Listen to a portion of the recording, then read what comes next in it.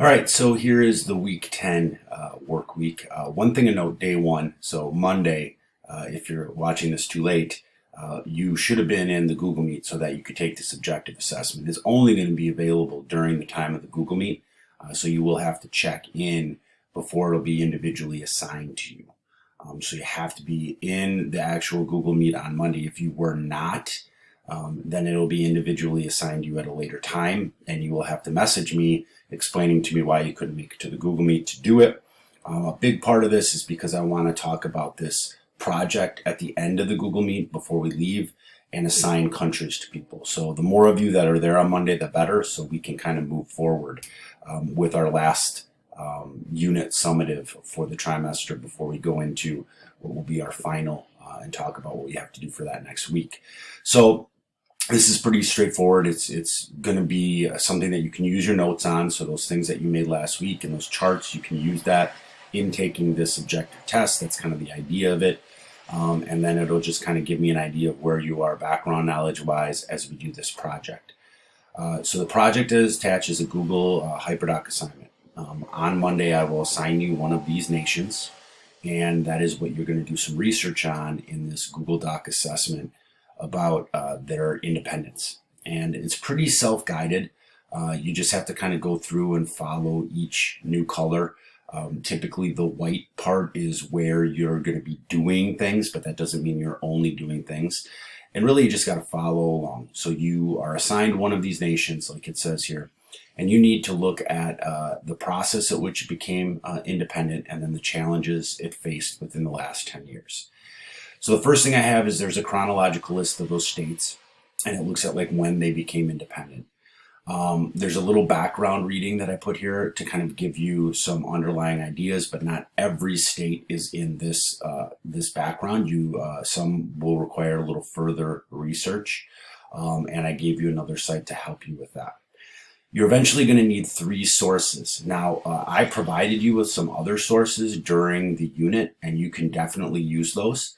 You need to put them into MLA format. So this link will take you to EasyBib.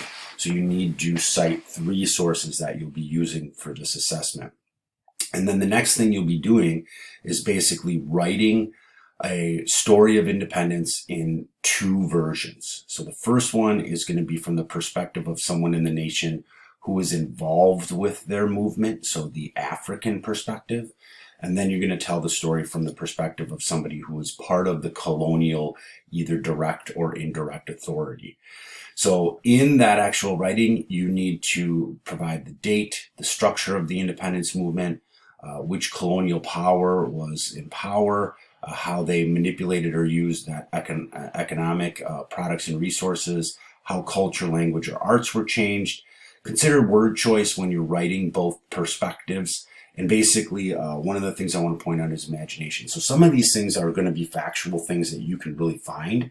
And you have to think back to like how you looked at all these countries when you did the comparison charts, when we read about the different perspectives, basically from last week, looking at Bowen and Davidson in your writing. And these don't need to be tremendously long. The idea here is that you're writing a couple paragraphs. You have, basically 8 things that you need to focus on. So it shouldn't be tremendous amount of information, maybe 1 page or 1, box page for each perspective. All right. And again, keep in mind that not every aspect of the perspective is going to be specifically in there. So some of these things you may have to kind of, make up in a sense. But think about how we looked at Ghana or Algeria in understanding maybe like how that country may have put their perspective in if you can't find specific information about them. Okay. And again, this project will be due at the end of the week. So on Friday. I know some people have been pushing this stuff till Sunday, but I really, feel like you guys should have by Friday so that you can kind of get it out of the way. And be moving forward. But you have the entire week to work on it. And if you have any questions, please come to the Google Meet on Tuesday. I'm going to really specifically be talking about this on Tuesday and helping people and seeing if they have any questions. So Tuesday, you may not have to spend really the whole time in the class, but it'll be helpful if you have any questions about anything. All right. Goodbye.